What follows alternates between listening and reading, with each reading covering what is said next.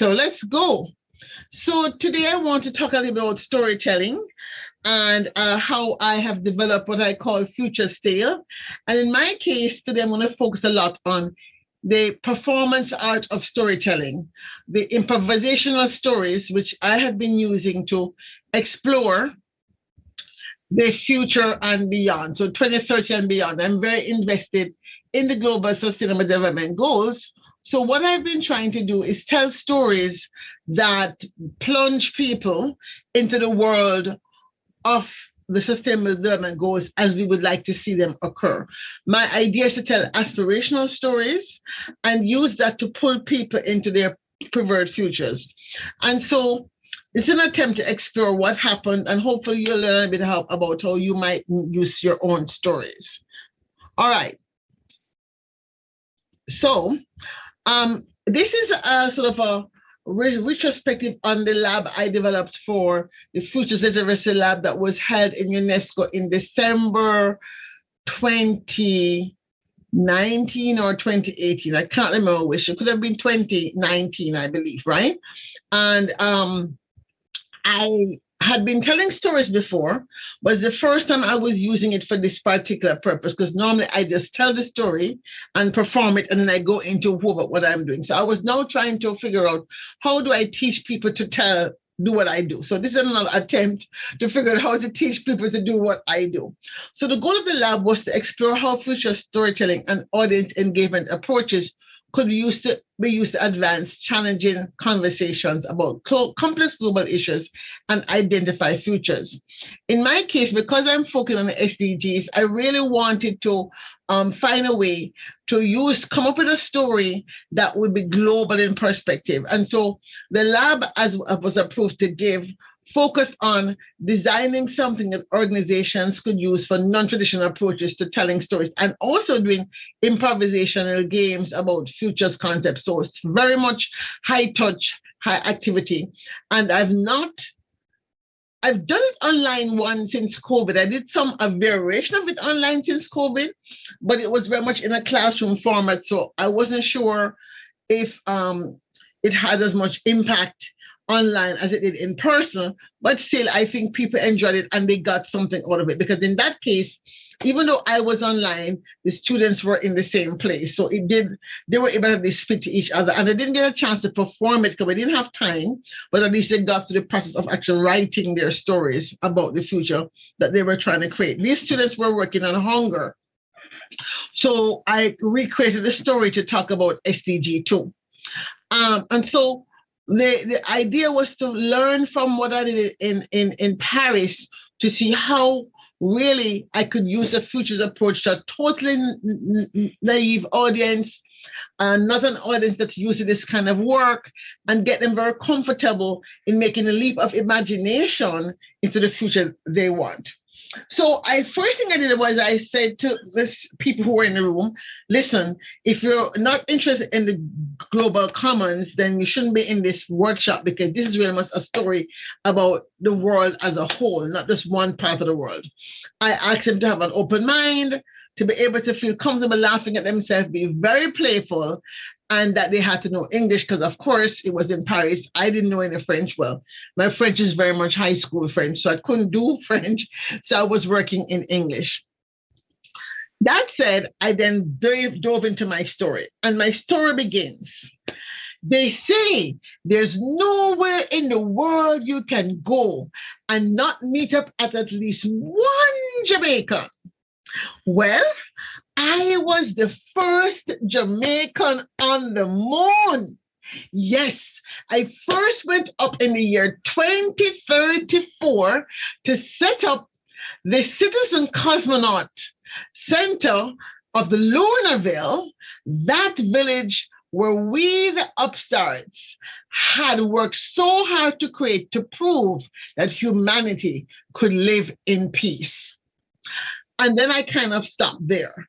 Well, in that case, I think I went a little bit further, but most times when I'm using a story, I kind of stop there. And I then pause and I then say to the audience, depends on what the audience is, I might say, well, maybe I've gone too far into the future because you're only worried about 2030. Or I might say, let me stop here and get you back to Earth because I don't want to go too far ahead of you of my story of how I got to the moon. And that's the way to, first of all, get people straight into the space. It's I prefer to bring them into the space and then come back out and explain what I'm doing, than to explain what I'm doing, giving them time to kind of be skeptical, and then say what I say. So I say, welcome, welcome, welcome. It's so good to see you here. Welcome to Lunarville. You know, they say there's nowhere in the world you can go and not meet up at least one Jamaican. Well, I was the first Jamaican on the moon. You might say, what is a little old lady doing on the moon? Well, of course, I wasn't so old then. This is 10 years ago. However, back then, I was indeed the oldest person on the moon. So it depends again on the audience. I might change, because what I have done primarily is I have totally created a character based on my future alter self. Obviously, it's not me, but my future version of myself in a world that I have created. So let me move forward. So in this world which I've created, I've found images like this. I could do this if you're creating a story world of a city, you would come up with an image of that city, for example, and where I would have, let's say, this moon village, you might have the future city or the future community or whatever it is that you're working on. But if you are able to use slides, fine. If not, just your voice and your body has to take the people into the place. So let's say you're doing a workshop somewhere in a rural part of, I don't know, Ecuador, and you're not able to use slides. You still will want to, by using your body, you know, bring people into the space and be really animated in saying, hey, welcome, welcome, welcome, welcome to Lunarville. I was the first Jamaican on the moon. And you might wonder, since I'm here with you in Ecuador, how did I get here? Well, as you know, these days, because of carbon, it takes a long time to get your permit, to get the right to travel this far. I had to use 20. Immediately, I've already changed my start. But again, I'm in character, which is my character is this Jamaican who went to the moon in 2034. So what I have done traditionally, I then go back and I then say to the community, welcome to this workshop. We're here to explore a common future and how we share. In my case, I want to talk about how we share the future, how we share space, the physical outer space, because as you know, space tourism has now been launched. And I personally am very concerned about how we're going to share the use of space among humanity. So I then explain to them that it's not a typical workshop where I tell them what to do and how to do it with the intention of teaching them something specific. It's really a kind of exploratory space where they have to participate because they only learn as much as they participate. You can't really teach the future. You can only help people see the future that they want more clearly. And I say that upfront and I repeat it as often as possible so that they understand if they're coming expected to learn in the future, this is going to happen. I'm not a witch, I'm not a seer, I'm not a prophet. So I have to make it very clear that it's an exploratory space, and together we're going to co-create images of the future we desire based on each person's individual desire for that future. And so in my opening enterprise, in this case, I talked about, okay, I am going to space, obviously. So I say to them, we're going on a maiden voyage. If you love Star Trek, you'll know what I'm talking about. But it's our first voyage together to time travel to 2030, perhaps 2035. Who knows how far we'll end up, but for sure, I want us to end up with a story of the future we have co-created for 2030, given your interest in working on Sustainable Development Goal 5 or 10, whatever the subject matter is. But I try to anchor it in something that they are personally interested in. As it was in the case of Paris, I was talking to a lot of students who was delightful because I had to help them see who they would be. And so how I did that was I asked the question, who are we? So to bring them into my story, I asked the question, who are we? And in this case, always say we're time travelers because we're going to go through time. And then I start asking them questions, where they're from. So that's very specific, is to loosen them up, to get them used to speaking up, because many times, you're having a workshop, nobody wants to say anything. It's very challenging. It's so frustrating, but hopefully you can find one eager person, and at least that eager person, hopefully you can get that eager person to help you feel more comfortable in being vulnerable, because storytelling and exposing yourself for many people is very frightening for them to, speak out. So you want them to feel comfortable, and you might say something self-deprecating about yourself, like, I know you don't want to speak up. It's okay.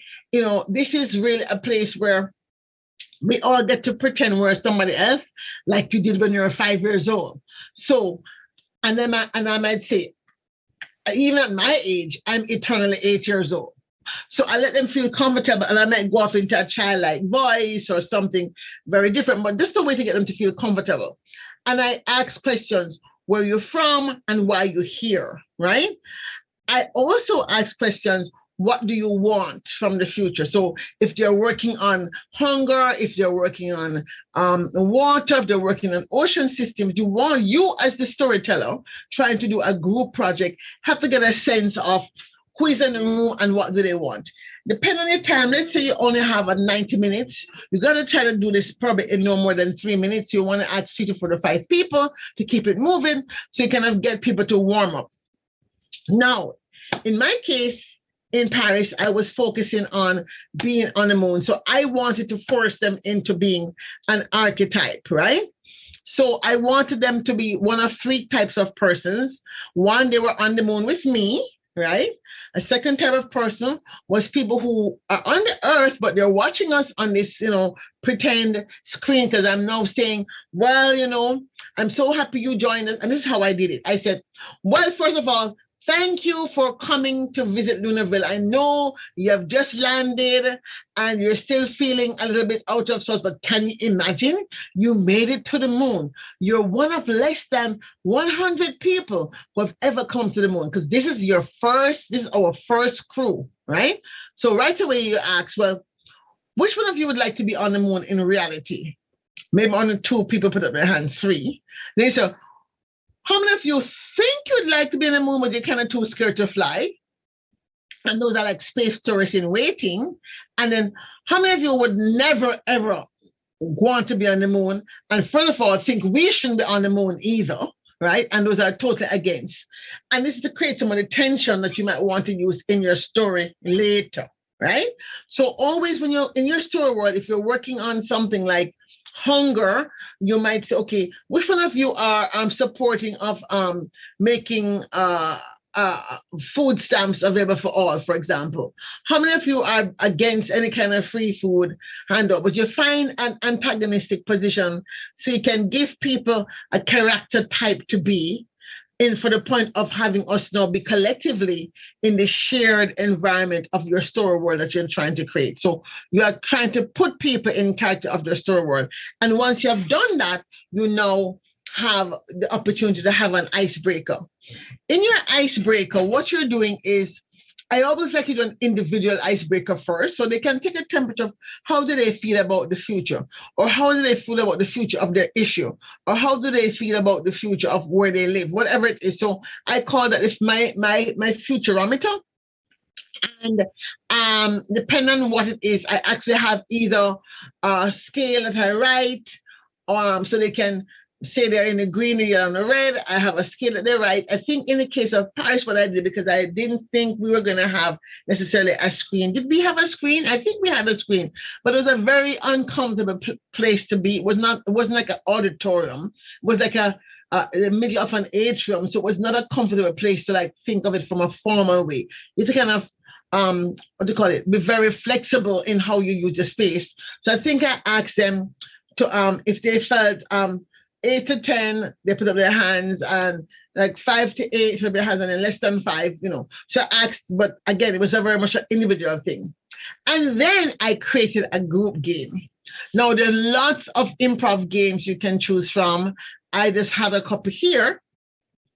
I forget which one I did, if I did an interview, but again, it depends on how many people. And sometimes as a storyteller, you have to be like prepared with 2 or 3 options because you're not quite sure what vibe the audience is going to be in. If you see you have a very, let's say, unresponsive audience, you want to make it very simple and non-threatening. So you might actually have an alphabet game. So the alphabet game, for example, could be you're going to the moon, we're all going to the moon, and we're going to have to take one thing with us. What won't you leave behind, or what will you carry, right? And you say, we're going to start from A, and you have them just going around the room, and they have to name something starting with an A. What will you be carrying with you to the moon, right? For those of you who didn't want to go to the moon, right? You don't want to go to the moon at all. What is the one thing you don't want them to take with them to the moon? So they might have them do the same thing. So you kind of give them a game that gets them to loosen up and begins to make them think about the future, right? So the alphabet game is fairly easy. You can also define words that don't exist from jobs that don't exist, and that would probably be better done in a small group. But you can do the games in small group or the entire room. Clearly, if you have, let's say, an auditorium, which is like a theater style where people are not like a workshop format, but you want to get your audience like warmed up for, let's say, a conference you're doing on the future, you want to be able to do group style where you have people raise their hands and throw out something. And you can even say, if your name starts with a C, what's the thing you would carry? If your name starts with a D, what would you carry? So again, it's a way to warm the audience up and bring them into your story world. Lots of games you can play and adapt because there's no, I would say, no one thing that's the best that I have found so far. I've not done it often enough to say I have an arsenal. I think I've used this game maybe a total of 6 times in different places. It's not enough to say this always works. So I've tried different things based on my sense of the audience, just to get them warmed up. So once I get that done, I've got a moment, I then go back into my story.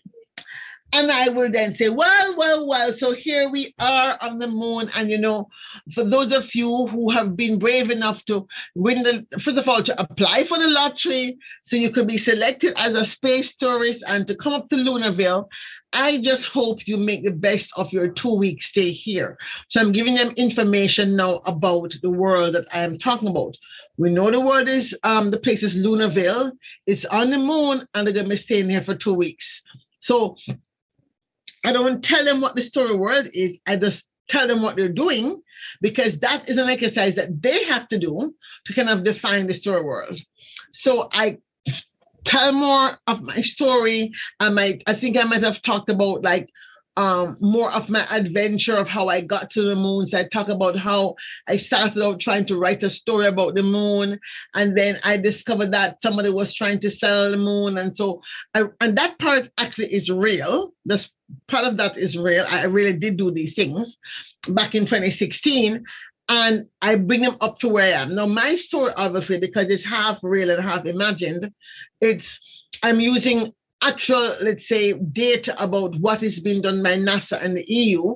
So if you're doing a story, for example, let me just ask you a question. What is the issue that you are working on? If you can put in the chat or just say out loud what issue you're working on, I can kind of speak more directly to you about your issue, so it'll be more useful. Since you're the only person here anyway, I might as well be more useful to you. If you were to create a story world to work on an issue, what would that issue be?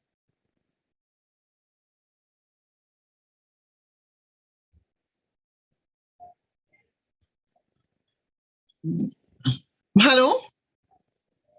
I'm not sure if she's still there.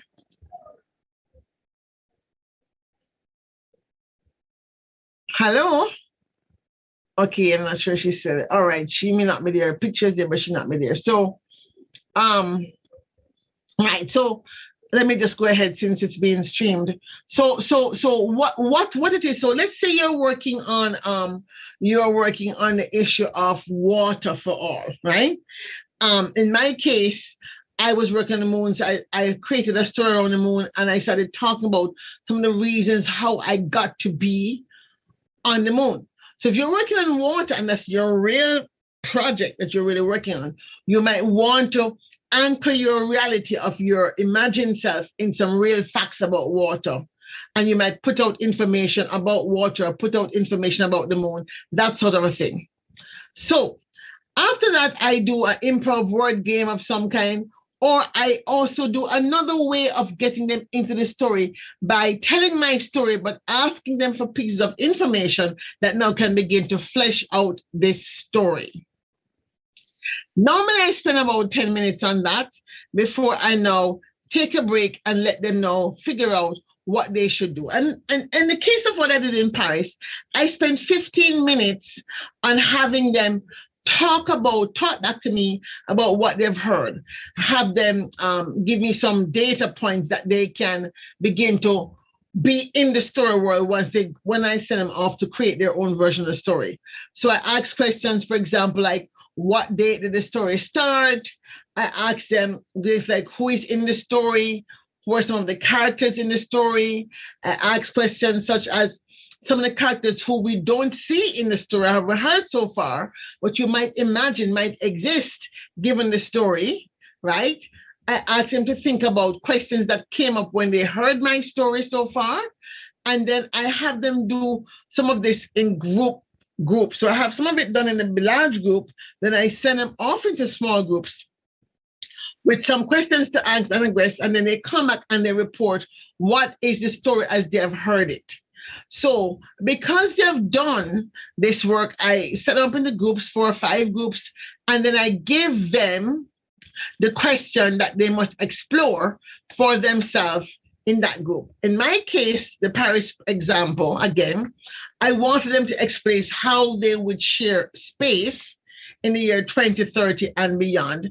But they would already have picked, are they going to focus on the issue of energy on space, or the habitat design in space, or the issue of water in space, or food in space. And I really tried in this case to pick topics that were that they raised as issues that they were concerned on the earth. Again, remember, the overarching goal of this improv participator storytelling process is to get people thinking about the things that they're working on right now and the future they want to create for that thing they're working on: water, energy, education, the ocean, biodiversity, whatever. Have them think about that from a new vantage point, from a new location that is not necessarily known to them, but a location that they might want to explore together. After I've done that, after they've created their story world, and each group works 15 minutes. Now, of course, if you had a whole day, you could have iterations of this. You could have them do 15 minutes or half an hour, come back out. They exchange data points between the 3 or 4 or 5 groups, and then they go back and go deeper into the story, especially if you want to have a very rich story. Now, at this point, after I've done like phase 1, we want to throw in some of the issues that are critical for the story world they're building. So we come back to, let's say, some of the things that are making space happen now or making water happen now. And we use our STEEP, STEEP, social, technological, economic, environmental, and political factors to help them see how this could emerge. So you ask these questions. You also ask them to think about wild cards. What could happen that might disrupt this vision that they want, or what could happen that might support what they want? So you have them really detailed. And in the case of Paris, what I did was I took it on a point-by-point basis. So it took us about 50 minutes to do that. So they were working in individual groups, but I was serving as sort of a guide to take them deeper into the story world that they were trying to create. Following that, we then went back and into the individual groups and focused on now who were they as a group of people, what was their archetype, and had them begin to practice out their stories. As I said, in the case of Paris, we only had one iteration. We didn't have time to do 2 iterations. So they basically just picked 2030. I said, listen, make it very easy. We're already focusing on SDGs, but like how we focus on climate now, we could go to 2050 because there's a lot of material already in the outside world about what is desirable for 2050 in terms of clean energy, and those things based on the issues around climate change. This would be a very excellent program for the climate change conversation, right? Now, let me see. So beyond that, they now get to practice their story, depending on how long again you take a break. When you come back, what you want to do is to have them now present their story. Again, as I said, we did 2030. So in the case of Paris, I had them present in between 2 and 4 minutes what happened to them, and I had them do it as a day in their life construct, but you could also do it as a headline story based on a success that they had, this group had, based on the thing that they agreed that they were working on. So in the case of Paris, again, and this is the very most one I spent the most time on, it was a 2-hour program versus a half an hour or a 1 hour session. I was able to have them think about how they would take their individual desires, about 5 people in each group, and create one single group story based on everybody's getting their wish accomplished. Why? Because again, I'm very focused in my paradigm of storytelling in co-creating futures, so that people understand that my working on water impinges on your working on energy, and my working in water impinges on your ability to have a no hunger or that biodiversity or peace or justice or whatever. In other words, I want them to see the connections between their stories and find them.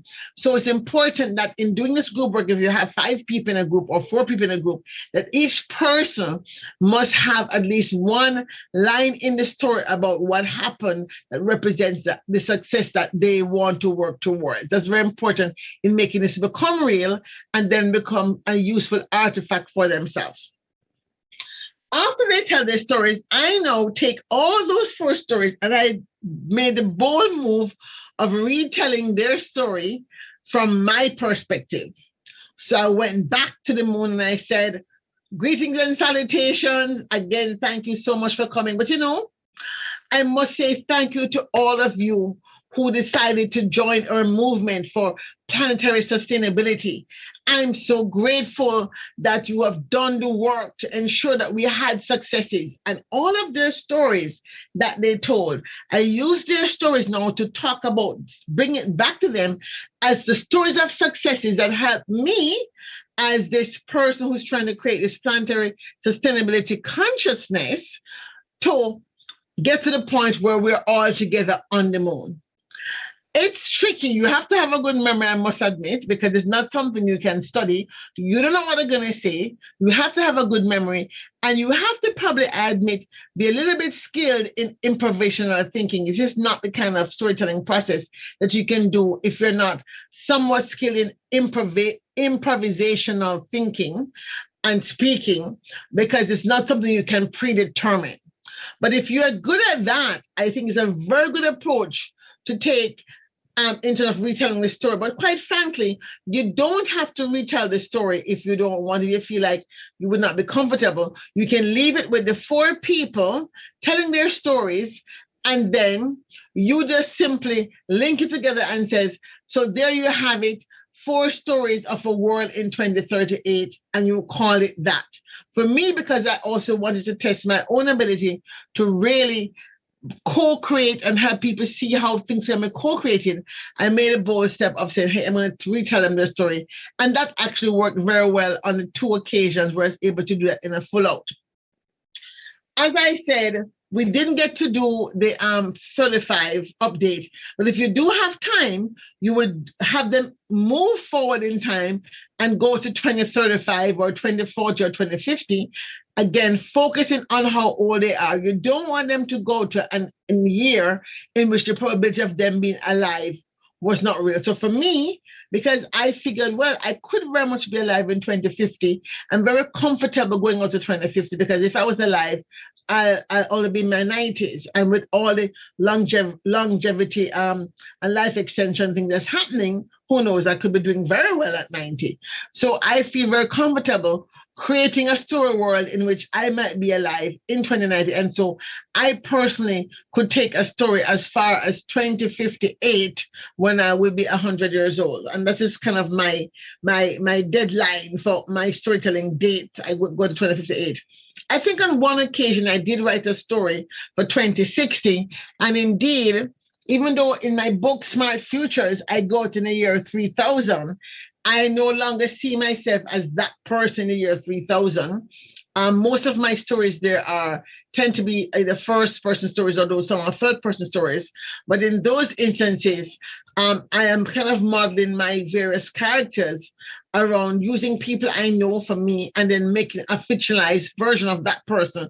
So I can really anchor my story in something that's tangible for me. It's very important for me to be very as tangible as possible so I can remember it without memorizing it. And again, that's very different. The art of remembering a future versus memorizing a future is that you have to totally imagine yourself, and your imaginary characters have to be people who you know well enough that you don't have to memorize their names, you don't have to memorize their habits. You're modeling them after your future version of some existing person you know, which obviously doesn't exist, but you could take a friend, you could take a family member, you could take your boss, it doesn't matter. That person would not be recognizable to themselves because obviously you don't know what they're thinking. You're only making up your version of who they would become. This, I think, is a very interesting thing to think about. How do you create characters that make sense? What we did in the case of Paris, and every time I do this, I always leave time for a group of the process. I want to debrief to find out what people thought. I want to get a sense of how people emotionally felt. Do they feel comfortable? Do they feel nervous? Was it stressful? Because again, if the exercise is stressful, then they may not take away good feelings. So if anybody says it's stressful, you want to unpack that. What was unstressful for them? And then have them rank that. And if possible, work to bring the taste of stressfulness out of their mouth and their mind so they can leave the space that you've been working together with more comfort about this idea of storytelling. I must say I was very pleased with the process in Paris, because the young people were very fired up about it. Finally, after that discussion, I have them just give typically one word of how they're feeling. It's not a game structure. And if the word is, and even if the word is a loaded word, I typically have to like fight not to comment, but I try not to comment because you want to leave the word standing as it is, as a sort of emergent space. You don't want to finalize it because again, the future is not written in stone. It's always emerging. It's always changing. It's always being rewritten by people adding their own version of truth. And so you want to leave whatever truth they say. It was wonderful, stressful, inspiring, exciting, exhilarating, whatever word they put out, you leave that there hanging because you want that to stand out. Then the other question I sometimes ask is, if I ask, how do you feel about the future? I ask the question again to see if their minds have shifted. If you said fearful before, do you still feel fearful? If you said optimistic before, do you still feel optimistic? And I ask them to also process that as part of our closeout session. So that's it in terms of what I want to share with you. I'm so sorry we couldn't have a real workshop so you could get to know it. I want to say lessons learned. In doing this work and making these decisions, I used a study done by ITF in 2016 that said there's a future gap in America and that most people are not connecting with their future selves. And so that leads to less self-control and pro-social behavior. No, this was within 2016, but I must say that given that I'm really interested in doing some work on the future of the American dream in 2022, to look back on how COVID might have shifted people's vision of America's future and the whole uprising, etc. 2021 has been very stressful, not just for America, but for the world. But because this American dream is very much a part of the rising tensions between blue state, red state, and the no state or purple state, I thought this might be a good tool to use in helping people think about America 2030, America 2040, and beyond, so that they can really begin to see what is the future they want for America. So that was a very instructive thing for me. I used a lot. And again, think really think about the future is critical for engaging people in their citizenship empowerment process, right? You want people to be able to not just complain that things aren't working, but to be creative problem solvers. And so it means that they have to be curious about the future. They have to be able to imagine what the future could be like, and have empathy for themselves in the future if even the work that they're doing now doesn't emerge the way they'd like it to be. You want to have them really think critically about this emergent space in which you're working, and how they themselves might emerge as a activist, an advocate, a leader, whatever it is that they come to the workshop as. I asked, in the case of Paris, because I was working in space, I asked 3 questions. I even have asked them before when we haven't been really focusing on space, because I do think it's important that people begin to also think about far futures, not just 2030, but far futures. And again, in my book, Smart Futures, I have one story that said in the year 3000 for that reason. So I asked, does humanity have a future beyond Earth?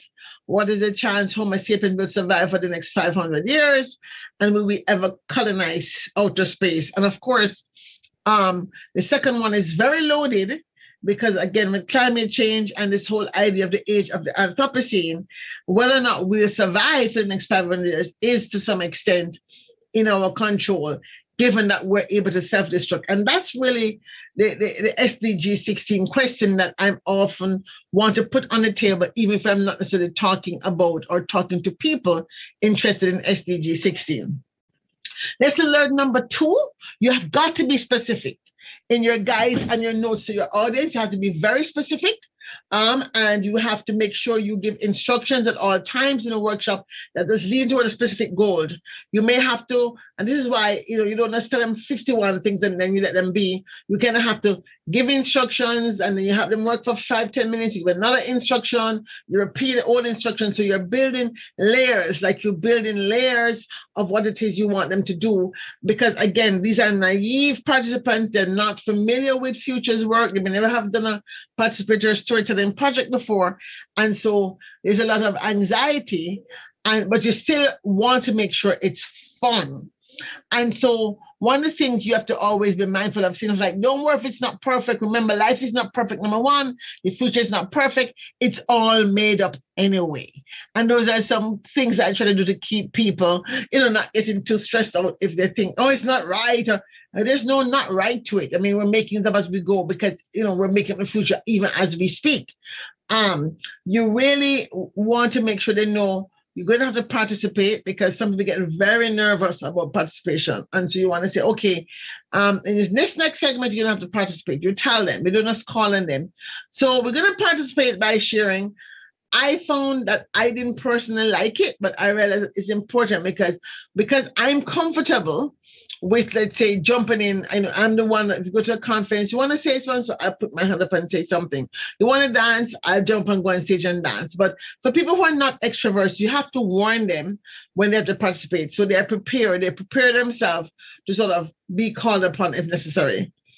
You must explain why storytelling is important. And let me tell you, if you don't already know this, storytelling is important because when you tell stories, when you use storytelling, you're able to seed in people's mind a memory of the future as if it happened, right? Because brains operate on stories very differently from facts and figures. And let me tell you, I have found this out and proven this to be true, because I wrote my first story about going to the moon in 2016. And when I wrote my story about going to the moon, I had no idea that I would ever become a space advocate. And today I'm a space advocate. I run a project called Space Futures Forum. I am the co-founder of Caribbean Space Society. And I'm busily trying to create a lab to look at energy on the moon as a real life project as an engineer. So I'm saying, when I wrote my story, I had no idea I'd be trending in this direction. And here it is, because of my interest, because of my passion about making sure that we are fair and just in how we share space, I've kind of plunged myself feet first into it, because in some senses, my story, which goes out to 2038, already has shown me that I could do this. So know thyself, know thyself, know thyself. Who is the thyself that you are projecting into the future? pick a character type, pick an archetype of yourself that you like. And of course, it could change. It could change when you're talking about space. If you decide to do something about healthcare, it might be a different archetype. But I have found it easier just to be the same version of myself. And then I change my approaches depending on my audience and the topic I'm talking about. And finally, know thy world. You must know the world you're creating. In my case, I've created a world in which this planetary village on the moon named Lunarville exists. It's Pax Lunarville. It's about Peace Lunarville. And the village exists because we want to demonstrate how humanity can learn to live in peace. We want to leave room to begin to create shared images of our peaceful existence so we can possibly trend towards shared existence and peaceful existence on the earth. It's all earth-based. So with that, folks, I want to thank you for watching. I want to thank you for being a participant. I am Dr. Claire Nelson. I am the author of Smart Futures for a Flourishing World. It does have stories in it, stories set in the year 3000, the year 2100, 2070, 2050, and 2030, and 2040. It has stories in it because I'm using stories to demonstrate the paradigm shift I'm asking people to make when it comes to asking 5 smart questions about the future we want to co-create. The book is an easy read, and hopefully those of you who are interested in using stories to shape the future would enjoy how I use the stories, and number one, how the stories kind of illustrate the paradigm shift that I'm describing in the other chapters in the book. So there's 7 chapters and there's 7 stories. Okay, finally, I'm also the editor of Human Futures magazine, editor at large of Human Futures magazine, which is a publication of the World Future Studies Federation. And I was most recently elected to the board of the World Future Studies Federation. So I just want to say thank you again for participating. You can reach me on LinkedIn. That's Dr. Claire A. Nelson. You can reach me on LinkedIn or send me an email to thefuturesforum@gmail.com. Thank you. I do hope that this was useful to someone watching. I certainly enjoyed speaking about it. I don't know if anybody has a chance to have watched because, of course, it's 9 a.m., 9 p.m. in Berlin. It's 10 p.m. in Berlin. I know everybody's probably left for the flight. But if you have not left and you're watching this on the day of or some weeks or months after, know that I thoroughly enjoyed it, and always feel free to reach out to me if I can be of service in helping you bring your stories to life. I do future story coaching, as well as if you would also like me to come to your event and do a performance workshop / group storytelling exercise, I am available to do that virtually or physically. With that, I thank you folks for the pleasure of being the last voice online you will hear at the 2021 World Future Studies Federation Annual Conference in Berlin. Thank you.